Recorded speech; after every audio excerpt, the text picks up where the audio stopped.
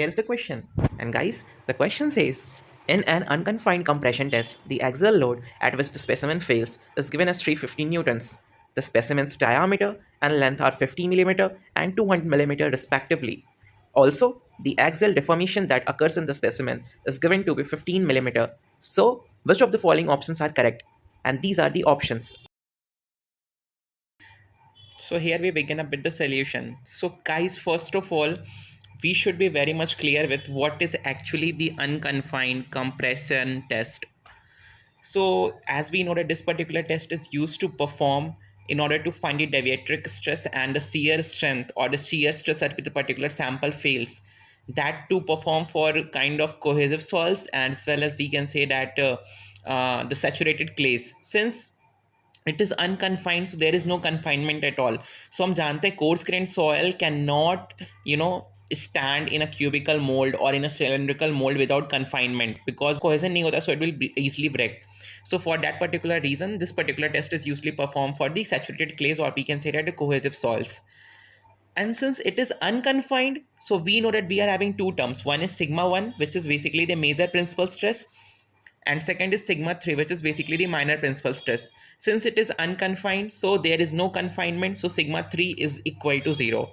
So first thing that we should write is that minor principal stress, that is basically sigma 3, it will be equal to 0. Okay, next is what? Sigma 1. So we know that we are well aware with the relation that sigma 1 is equal to sigma 3 plus sigma d, where sigma 1 is major, sigma 3 is minor, and d is the deviatoric stress. Since sigma 3 is equal to 0, this means sigma 1 equals to sigma d. So if you see in the option, they are asking the deviatoric stress of the saturated clay. That means we have to compute sigma 1 only. Okay.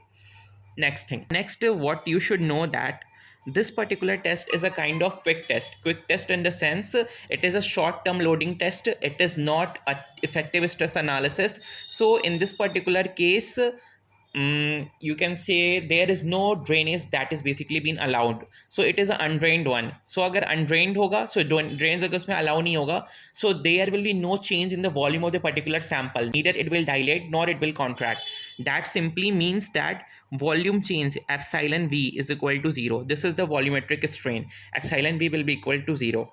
Okay, now we know a relation that area at the time of failure is given as initial area or the original area, because we know that the sample is loaded like this. This is the sample and the load is basically being applied over the cross section. This is basically the cross sectional area A naught pi by 4 into d square. Okay. And this is the original area, but at the time of the failure the area will be something different, because there will be deformations arising in the particular sample, as it is basically been mentioned in the question as well. So AF is equal to A naught in bracket 1 plus minus epsilon V divided by 1 minus epsilon L. Epsilon V is volumetric strain. As said earlier, it is equal to 0 since it is a quick test.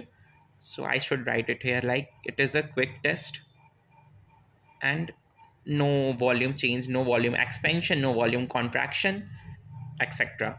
And epsilon L is the longitudinal strain, which is basically equals to change in length delta L divided by original length. ठीक है. कई सारे आप में से लोगों को doubt आ रहा होगा कि we have studied this particular formula A F is equal to A naught divided by 1 minus epsilon L. So ये टर्म कहाँ से आया? So guys this is more generalised one. This is basically for the triaxial test, and since undrained is a special case of triaxial test only, so अगर undrained है तो volume change नहीं होगा. तो अगर आप एप्सिलॉन वी को 0 put कर दो, so you will land up to this particular formula only. So ये फॉर्मूला यहीं से निकल के आया, and we will proceed with this one only. Okay, so यहाँ से पहले हम लोग ए नॉट निकालेंगे. So A naught is pi by 4 D square is equal to pi by 4, and the diameter of the specimen is given as what? So if you see, the diameter of the specimen is 50 millimeter and the length of the specimen is 200 millimeter. So we will take it 50 millimeter, 50 ka square. Now let's use our calci. Here I switched it on. So 3.14 into 50 divided by 4. It is coming out to be 1962.5, and unit is millimeter square. Okay. Now, since we have computed the original area, now we will compute the area at the time of the failure. Before that, we will compute the longitudinal strain, that is equal to delta L by L. So the change in length is already been mentioned in the question. It is basically 15 millimeter. See, the axial deformation given to be 15 millimeter and the original length is 200 millimeters. So the strain will be how much? It will be 15 divided by 200. So this value will be 0.075. Now अब हम calculate करेंगे अपना area at the time of the failure. So it is equal to 1962.5 whole divided by 0.075. So if I calculate it, 1962.5 divided by 0.075.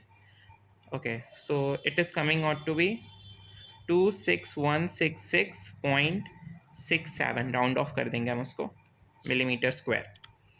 Area का calculation has already been done, and since load is already been provided to us in the question at which the sample fails, so अगर हमें load पता है, so load ऐसे ही apply हो रहा होगा. So if I divide this particular load with the area at the time of the failure, हमें क्या मिलेगा? Stress. और वो stress कौन सा होगा? वो होगा हमारा major principal stress sigma 1, जो कि किसके इक्वल होगा? Sigma d, which is the deviatoric stress.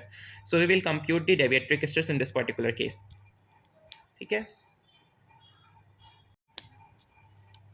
So guys, here we will say that sigma 1 is equal to sigma d is equal to deviator stress or the deviatoric stress, whatever you say,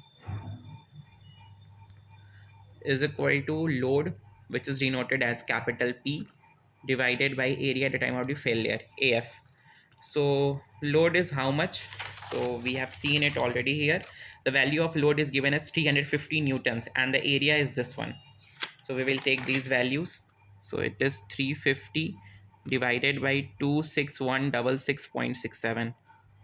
I think it is this only. Okay guys, we have did a short mistake. मैंने notice नहीं किया, यहाँ पे हमें denominator में लेना था 1 minus epsilon L, but we have taken epsilon L only.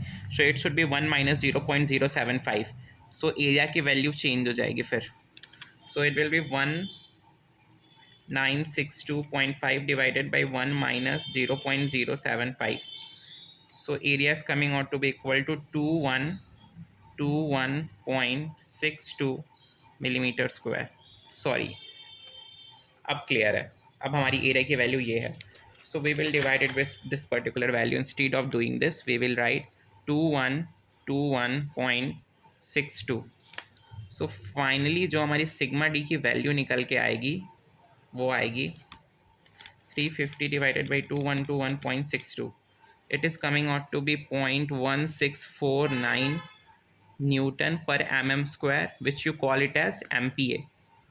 और राउंड ऑफ कर दे तो सिग्मा डी हो जाएगा हमारा 0.165 MPa. So we will highlight it. So पहला रिजल्ट हमारा आ गया 0.165 MPa of the deviatoric stress. So आप देख सकते हो it's option number 1. Deviatoric stress is 0.165 MPa. So we will take this particular option. That means this option C is completely wrong option. It cannot be the answer. So C हमारा cut हो गया. ठीक है. Next is basically to compute the undrained shear stress of the saturated clay sample. So guys, अगर मैं यहाँ पे आपको मोहर सर्कल ड्रॉ करके दिखाऊं, although it's not needed, but I think detail में बता दूंगा तो आपको शायद ये काफ़ी टाइम तक मेमोरेबल रहेगा and you will not going to forget it at all.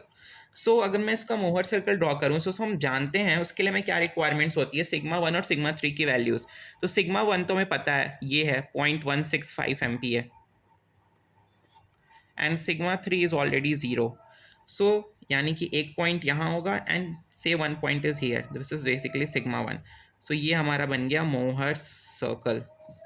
This is our Mohr circle and ये वाली वैल्यू जो होगी this is basically the radius of the Mohr circle.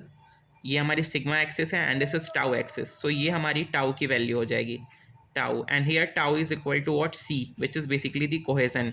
तो इसकी वैल्यू कितनी हो जाएगी? This particular thing will be how much? Half of this particular length. तो this will be sigma 1 divided by 2. That means tau is equal to C is equal to sigma 1 divided by 2 is equal to sigma D divided by 2.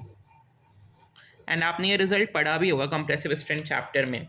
That cohesion is equal to undrained confined strength divided by 2. ये same वही result है. ठीक है.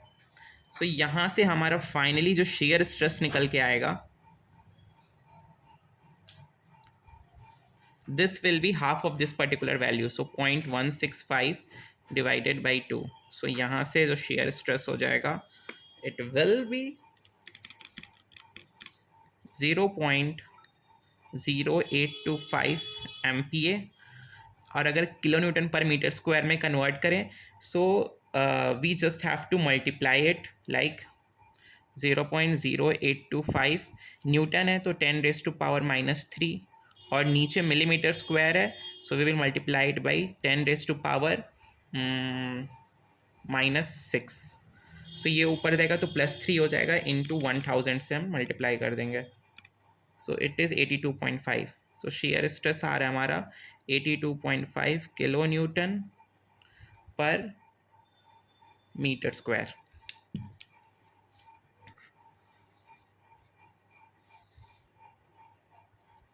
Now let's move to the options.